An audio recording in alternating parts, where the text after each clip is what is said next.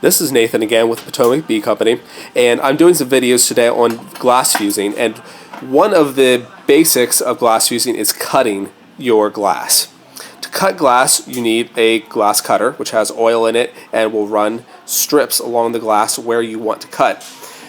It also helps to have a ruler if you're doing something specific. I'm actually, something I didn't mention in one of the previous videos, I'm using a graded plastic.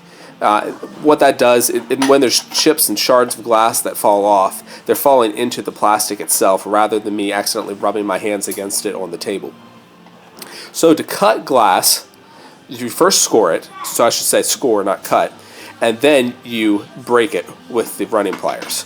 So to score, you start on one end of the glass, and press fairly hard and run in a straight line. So there you can probably kind of see the cut that was made.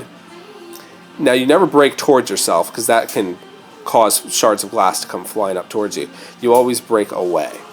And you can first of all, if it's a big piece like this, you can usually put your fingers along where the score is, keep the score away from you, and then just push and you can snap and break it.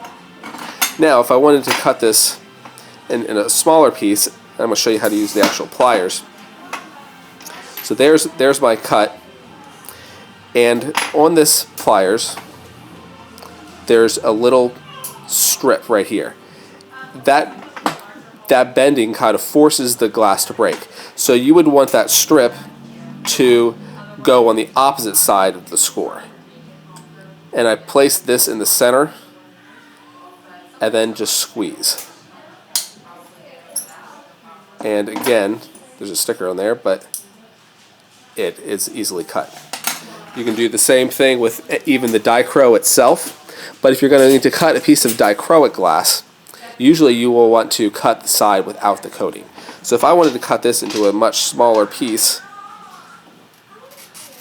usually something this small is too small to actually break by hand. I want to cut on the opposite side. Oh, I was still able to get it. But in pieces that small, often that's when the running pliers will come into play. So that is how you actually cut your glass and break it into the size pieces that you want.